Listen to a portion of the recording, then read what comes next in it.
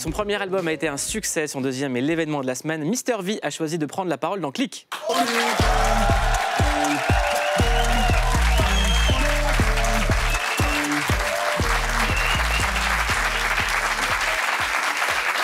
Merci d'être dans Click. Merci à toi, je suis très content d'être là. C'est la seule télévision. Ça fait plaisir que tu sois là. Oui, bah comme sur le premier album. J'ai fait que Click, pareil. Je veux... Après, tu reçois Stéphane Ashpool. Exactement. Hier même, j'ai acheté un pull et je le porte là, c'est un Pigalle. Eh ben, c'est très bien. Ça, c'est pas beau, ça. Restez dans la seconde partie de l'émission, vous allez découvrir ce créateur de mode complètement atypique qui redéfinit le genre. Mister V, c'est une nouvelle vie, la vie de rappeur. Deuxième album, le premier album a été un succès. Est-ce que maintenant, ça y est, c'est le vrai métier? Non, il n'y a pas de... Il n'y a pas un choix, ou... Enfin, j'ai pas fait de choix précis, quoi. Je fais ce que j'aime, ce que je kiffe. Et c'est aussi ça que je pense que les gens apprécient dans ce que je fais, c'est que je me mets pas de barrière, je sais pas de me mettre dans une case. Et les gens aussi commencent de plus en plus à ne plus me mettre dans une case. Et justement, parce que le rap, il n'est pas fait comme une blague. Non. Il y a beaucoup de travail sur le premier album. Et ce deuxième, il a été aussi très travaillé. Beaucoup plus. Donc c'est un travail sérieux. Bien sûr, donc bien sûr. Il faut être très sérieux quand on fait du rap, c'est ça que je veux dire. Ouais, complètement. Mais pour moi, l'un n'empêche pas l'autre. Parce que, certes, je suis sérieux quand je suis devant le micro, je sors de cabine, je fais une blague, tout le monde est content. Voilà. C'est la maison du... Ok, they assume, that's right. La maison du content, c'est bien. Exactement. Est-ce que tu es content? Mais ouais. Qu'est-ce qui te rend content dans la vie? Je dirais ce que je vis en ce moment, c'est-à-dire que je suis allé aux antipodes de mon métier de base, qui était de faire de la blague. Là, je suis allé dans un autre domaine qui est hyper risqué, qui est hyper dangereux, j'ai envie de dire, surtout en France, où on n'aime pas qu'un artiste ou qu'une célébrité ou quoi sorte de sa case. Et moi, je l'ai fait complètement le plus naturellement possible, du moins, j'ai essayé.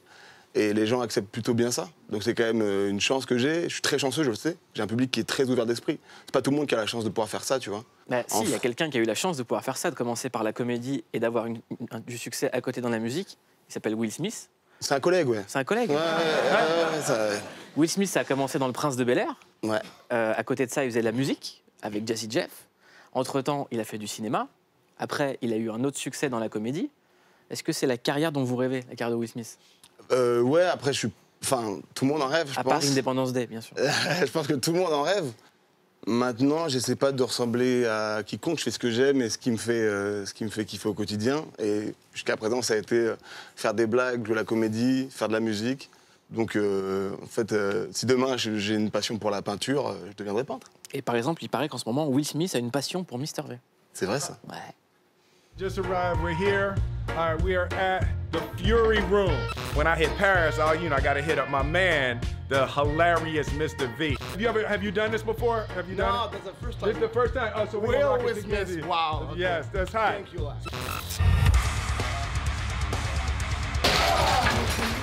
Melissa, remember when I was 10, you left me? I still love you!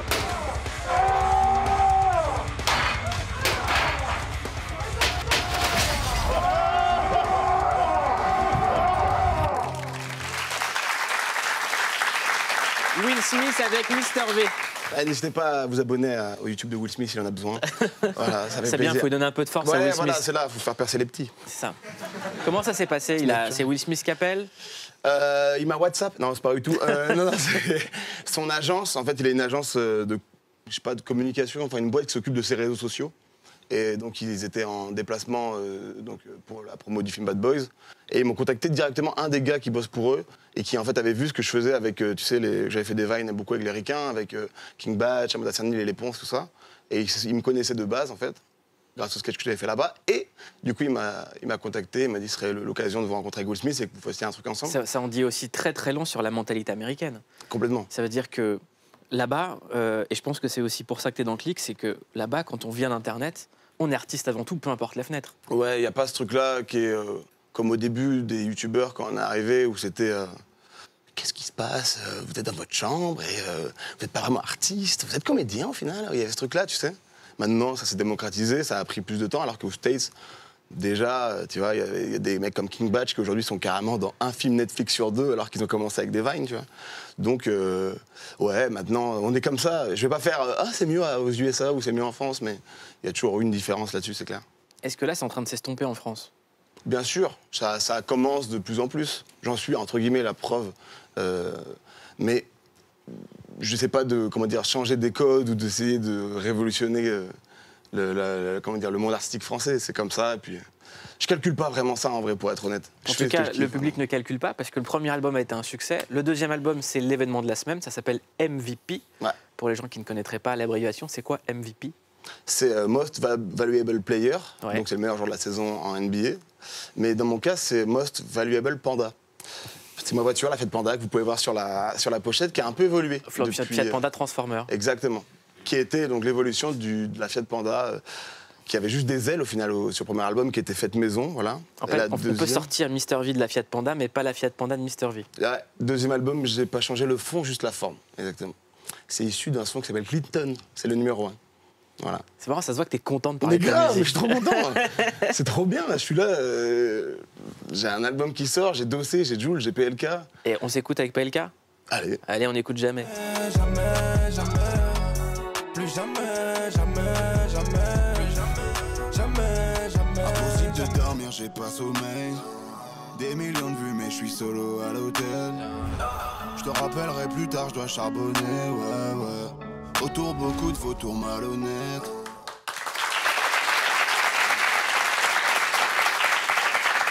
Moi, il y a un son que j'aime dans l'album, j'aimerais qu'on en parle juste après, c'est Tout d'Obem. Yeah, numéro 3. On écoute. Je veux faire tour de la terre, donc je coupe mon tel. Chaque jour, toute la semaine, j'oublie le bénéfice de la veille. Ça s'embrouille pour de la merde, donc j'ignore les appels. J'ai d'autres choses à faire, moi. Non, faut pas que je me perde là. Je sais pas si je mérite l'attention qu'on m'apporte.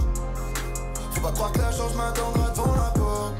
Y'a des imprévus, mais malgré tout, je suis pas de ces mecs qui feraient tout. Pourquoi tu dis, je sais pas si je mérite l'attention qu'on m'accorde? Bah, c'est un peu le syndrome de l'imposteur. C'est ce que je veux dire, c'est que j'ai des gens qui me soutiennent, et ce depuis presque 10 ans. Et des fois, je me regarde dans le miroir, je fais « Tu vaux chi, toi? Comment ça se fait qu'on te soutient, tu vois? Qu'est-ce qui se passe? Pourquoi moi et pas d'autres qui ont beaucoup de talent aussi, tu vois ?» Donc, évidemment, que tu te poses ces questions-là. Et surtout, et encore plus en musique, dans le sens où tu te dis « Ouais, mais c'est fou quand même que je sois platine, alors que de base... J'étais dans ma chambre à Grenoble, tu vois.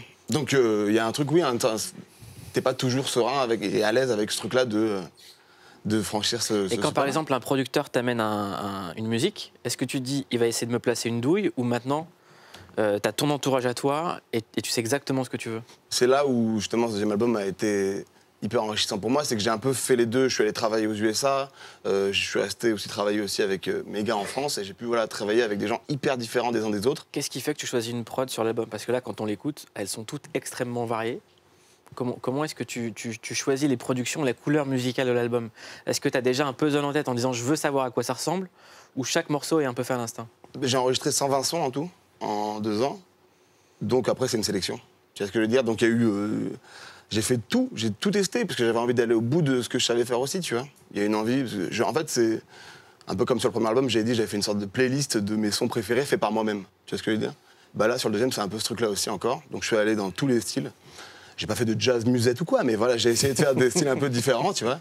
Des trucs que j'avais jamais fait avant. Et donc à la fin, quand t'arrives et que t'as ton dossier avec tous les sons, tu fais bon, bah lesquels marchent le mieux, qu'est-ce qui se ressemble beaucoup, du coup tu en choisis un des deux, enfin celui qui est le plus percutant. Et surtout ceux qui, voilà, je les écoutais aussi beaucoup pour voir lequel me saoulait le plus. Et j'ai pris les 18 qui me saoulaient le moins. Voilà. J'aimerais qu'on écoute un extrait avec le patron du rap français, Jul. Parce que Jul est le patron du rap français. Complètement. On écoute. Je suis sur le béton comme Pirelli. Elle est jaloux, tourne autour. Comme l'Africa est dans un four. Je suis la merde quand le soleil se couche. T'es max 530 comme Jul. Elle est jaloux, tourne autour. Comment ça s'est passé la connexion avec Jul? Ça c'est secret. Ça c'est secret. Justement, c'est tellement une histoire de fou. De fou. Non. Non. Non. Mais t'allais à la boulangerie, il était là, en claquette chaussettes. Non, mais c'est plus le fait qu'il a accepté très très rapidement qui m'a vraiment touché, dans le sens où c'est pas tout le monde et c'est pas tous les rappeurs qui... Faut avoir des couilles pour faire un feat avec moi, tu vois ce que je veux dire. Ça peut être compliqué, tu vois, d'assumer ce truc-là, tu vois. D'arriver et se dire, ouais, je vais le faire, ok. C'est Mr V, le mec des vidéos de base, ok, vas-y, je vais le faire. Jules, il a pas hésité une seconde. Alors qu'on lui demande des feats tout le temps, tu vois. Et il a pas hésité une seconde, il l'a fait direct. Et alors que moi, à l'ancienne, j'avais fait un sketch où j'arrivais, wesh alors, j'arrivais comme ça, en 4x4 au State. Voilà. Et entre guillemets, c'est pas une parodie, j'avais utilisé une de ses musiques et tout comme ça à l'époque. Pour autant, le gars, aujourd'hui, il est sur mon album, c'est incroyable quand même. Pourquoi est-ce qu'aujourd'hui, Jules est devenu le patron du rap français? Parce qu'il est resté intègre et authentique. Là où moi aussi, enfin, c'est des valeurs que moi je comprends et que je pense que tout le monde en France et dans le paysage musical français valide de fou. C'est que le rap, plus il évolue et plus il devient, entre guillemets, fake. Mais c'est un grand mot, mais de plus en plus, il y a des personnages qui se créent. Là où lui, il n'a pas changé de un poil en bientôt 6-7 ans de carrière. C'est en train de devenir, cette semaine, l'artiste qui a vendu le plus d'albums dans l'histoire du rap français. Mais c'est complètement... moi, ça ne me choque pas, parce que c'est un gars, il n'a pas bougé. En fait, moi, je suis allé à son Bercy. Il est rentré en 50, c'est ce que je veux dire, en scooter 50 cm3. C'est incroyable. Et il a ramené alors toute qu'il aurait sa pu le tête. garer et monter sur scène tranquille. Complètement, Voilà. il a commencé son couplet, il était encore dessus, tu vois. Et non, et il a ramené tout son quartier et tout. Enfin, il n'a pas bougé, quoi. Et c'est ça que moi je kiffe et que je pense que les gens kiffent aussi, c'est que ça change, en fait. Est-ce qu'il y a des rappeurs à qui t'as pas osé demander un featuring? Bien sûr. Qui ça? Booba. Pourquoi t'as pas osé? Imagine, il me screen, il me met en story et tout, la honte. Mais non. T'es, mais et plus court encore, comme ça, t'es... Non, puis t'as un truc, ouais, où t'oses pas tout de suite voir les... T'as un truc, j'ai pas envie de m'asseoir à côté d'eux et de dire, hey, on est ensemble là, maintenant. Non, je me considère toujours pas dans cette cour-là, donc j'ose pas pour l'instant. Et Jules, en vrai, je l'ai un peu fait en mode... c'est un peu mes potes qui m'ont fait, allez, vas-y. Moi, j'étais, non, arrête. Non, on peut faire, allez, ok. Voilà. C'était un peu comme ça, tu vois. Les autres, je n'ai pas encore osé... Enfin, peut-être par la suite, tu vois. Peut-être que ça va... si cet album-là a un succès, eh ben, ça va aussi peut-être moi me libérer un peu et me rendre plus à l'aise vis-à-vis de ça, en fait. Tu vois. Parce que t'es un amoureux du rap français, t'en écoutes tout le temps. Complètement. T'as fait une déclaration d'amour au rap français dans ta vidéo, où tu parlais des rappeurs français, notamment Kobalade. Oui, complètement. Pourquoi tout le monde rigole comme ça? Voilà, c'est pour ça. Parce que, bon, elle a un petit peu marché. Et que, mais par contre, je suis très content parce que j'en parle souvent. Moi, c'est que c'était, avant d'être une parodie, moi, je pense plus à un hommage marrant, en fait, tu vois. Parce que des fois, les gens pensent que c'était une sorte de clash ou un truc comme ça, alors qu'en vrai, Koba, c'est un gars que je suivais depuis déjà des années et que je kiffe de ouf. Et là où je suis content, c'est que des gens, aujourd'hui, ont commencé à kiffer Kobalade en rigolant sur la parodie. Tu vois ce que je veux dire? Et ben voilà, c'est tout bénéf. C'est ce que disait dans ce studio masqué, qui est youtubeur, mais qui est également producteur. Bien sûr. Qui a sorti une bande Gros dessinée. beatmaker. Très gros beatmaker. Et en fait, il nous disait, en fait, la différence, c'est qu'on peut faire des vannes sur le rap, on peut faire des vannes sur la culture hip-hop à partir du moment où on aime et que c'est pas de la parodie. Exactement. Quand on prend d'autres trucs qui étaient sortis, qui sont inaudibles aujourd'hui, la différence entre une vidéo que tu fais sur le rap ou masqué, c'est qu'on sent l'amour de cette culture. Ouais, et puis c'est, comme je dis, c'est pas vraiment se moquer, quoi. C'est prendre les codes et rigoler des trucs tout cons qu'il peut y avoir dedans et se dire, ah, c'est marrant si on le tourne comme ça, mais en soi, on aime toujours autant ce qu'ils... Enfin, les mecs que je parodie, c'est des gars que j'écoute. Sinon, j'arriverais pas à le refaire bien, tu vois ce que je veux dire. Un VG Dream, moi, je me suis tué à ces sons. Mais pourtant, j'ai fait... tu dis, machin et tout, mais c'est d'abord parce que je kiffais, tu vois. Mr V, on va accueillir quelqu'un que tu connais très bien, il s'appelle Hakim Gemili. Oui. Tous les vendredis, il est ici, il nous fait le journal de la street, c'est-à-dire qu'il va confronter l'actu à la rue. C'est l'heure d'Hakim Gemili.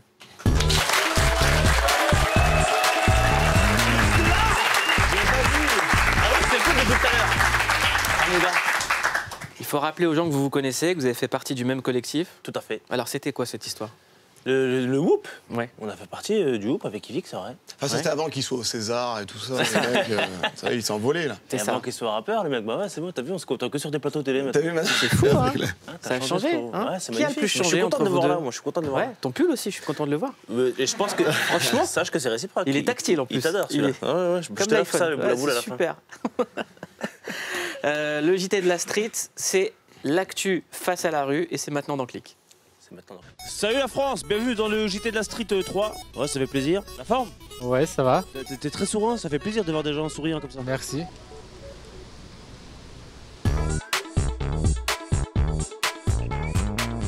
Pour vous, vous, c'est quoi les 3 titres de l'actualité qui ont marqué votre semaine?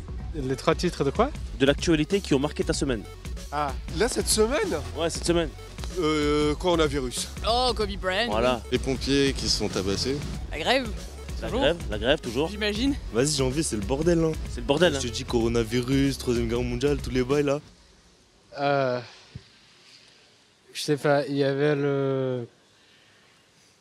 Bon, déjà, il y a le... Comment on appelle ça? Coronavirus, on a peur un petit peu, on est inquiet ou pas encore? Là, j'ai pas l'impression que les gens sont inquiets. Pour l'instant, ça va. On a quoi, genre 3 quarts? 4, 5. 4 quarts 5 maintenant. 5, Ouais, ok. 5. T'inquiète, il pleut pas. Hein. Peut-être qu'ils nous disent pas toute la vérité, hein. Ah, très certainement. Attends, je vais me rappeler. La grippe, là, en Chine. La grippe chinoise. Ouais, c'est ça. Ça fait flipper la grippe en Chine. Le coronavirus. C'était pas ça le mot que je cherchais, en fait. Ça te fait peur, toi, le coronavirus ou pas? Ça te fait peur ou pas? De Trump, là, cette semaine aussi, qu'il a annoncé... I hope you don't have it. Ah, I hope so. Ah ouais. Je te fais pas confiance. Hein. Bonjour, madame. Vous allez bien? Ça a pas l'air d'aller de ouf, hein. Ah, mais bon... Cette semaine. Il y a moyen de faire croquer un peu le parapluie? Ouais. Merci. La mort de Kobe Bryant. Ouais. Putain, c'est triste, hein. Moi, grand fan de basket, c'est très triste, hein. C'est une légende, hein. Michou aussi, qui est décédé. Qui? Michou. Michou? Le basketteur, frère, le basketteur français. Michou. Comment ça s'appelle l'avenue soviétique? L'avenue soviétique. Oui, Ouais. Voilà, la dictature aussi. Je crois qu'il est resté en 1944, lui. Hein? Hein? Ça va? La troisième, c'est la décoration. La décoration. Oui. C'est quoi? Les meubles de cuisine. C'est que c'est important. Très important. On n'en parle pas assez. Parce que chaque mois, il faut revoir ce qui se passe. On est là avec l'évier et tout. Ouais. On va où là? On va... Ah non, on sait là où on va. Parce qu'on va mourir. Donc le reste... C'est vrai qu'on va mourir. Oui, c'est tout. On va mourir du coronavirus, vous pensez? Pas du tout. Est-ce qu'on peut regarder Hakim Gemili et Mister V ensemble à l'époque du Whoop? Complètement. C'était en 2014. Avec C'était plaisir. en 2014. Ça date, hein? Ouf. Ne pas tricher, on répète. T'as mis quoi? Rien, j'ai rien mis. Yous, t'as mis quoi, toi? Rien. Vite, t'as mis quoi, toi? Mais casse-toi, je dis pas, moi, fallait travailler aussi. Vas-y, putain, wesh, t'as mis quoi, wesh?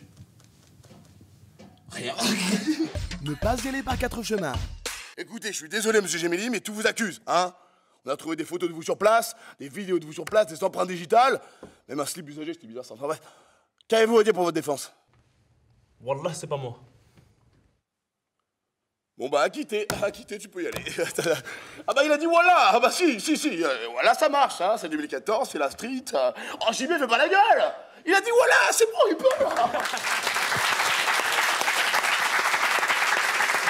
Ça fait plaisir d'avoir ça.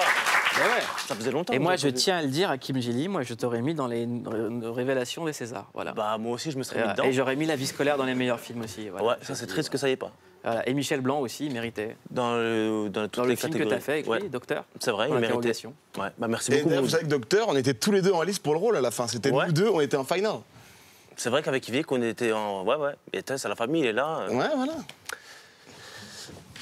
Merci, mon frère. C'est bien, on est content de ça. C'est comme ça que j'ai suivi. Mais je devais faire l'album aussi avec lui, mais ça n'a pas Ouais, marché. c'est ça, ça devrait s'appeler Mister V et Hakim Et Gemili. Hakim Gemili. Et tout seul. Mais c'est pas bien du tout ce que je fais. L'album s'appelle MVP et cette semaine, on a appris la disparition de Kobe Bryant, un des plus grands MVP, un des plus grands sportifs de tous les temps. Est-ce que c'est une personne qui, toi, t'inspirait? J'ai commencé le basket en partie grâce à Kobe Bryant, puisque j'ai commencé avec en achetant le jeu NBA Live 2003. Et Kobe Bryant était dedans et c'était un des joueurs qui m'a marqué à fond. Toute ma jeunesse, j'étais moi beaucoup Team Spurs et Tony Parker. Mais Kobe, c'était un exemple et il a donné envie à tous mes potes aussi. Tous mes gars, on était le jour de... C'était dimanche, voilà. Quand ça arrivait, on a vraiment vécu ça comme un sacré deuil. Parce que c'est vrai que c'est pour nous vraiment une... Bah, c'est notre enfance, toute notre jeunesse, quoi. Complètement. Donc, ouais. Et la question qu'on se pose, c'était qui, toi, tes héros dans le rap? Dans le rap? Ouais. Alors en France, c'est Booba, depuis l'album West Side. C'est vraiment grâce à ça que j'ai kiffé le rap en premier. Et aux USA, c'est The Game, avec l'album The Documentary. Et plus côté Est, Mos Def. Ouais. Et en France? Non, je rigole. Ah, ok. Tu veux que je dise PNL, je sais très bien. Pas du tout. Hakim, Ouais. il paraît que tu as des questions à poser à Mister V. Ouais. Ouais, il paraît que Hakim Jemil a écrit 5 questions. Ça te dérange pas? Ça, c'était la première. J'ai peur, en fait, c'est tout. Voilà.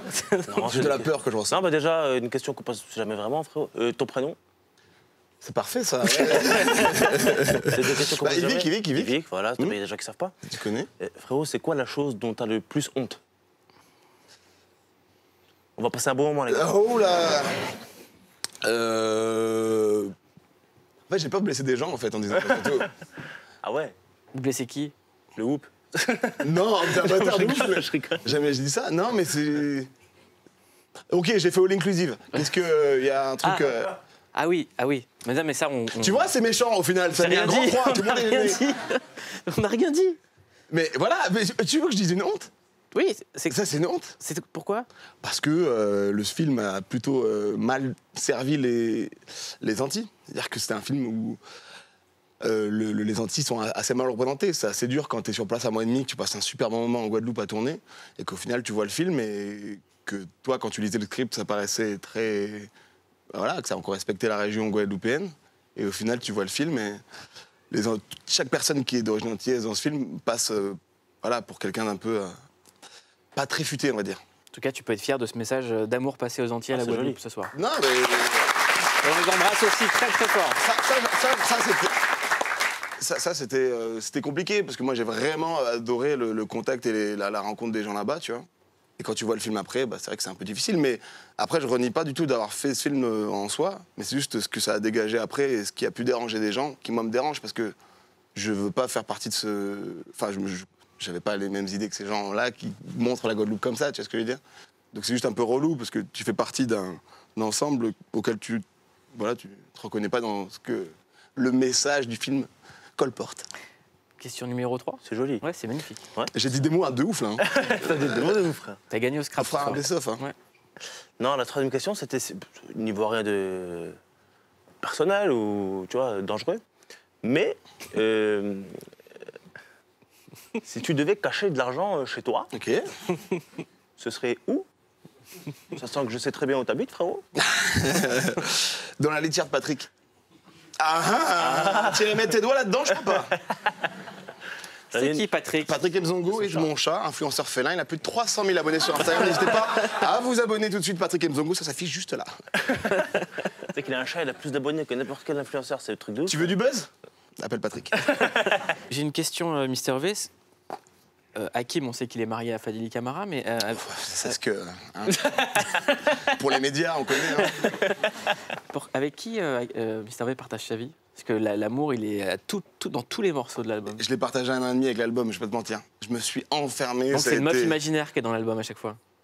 C'est une lettre à une meuf imaginaire, cet album. Non, mais ouais, j'étais tellement dans mon taf que j'ai pas de concubine, c'est le bon mot? Là, je teste des mots ce soir, j'essaie des trucs que je fais jamais.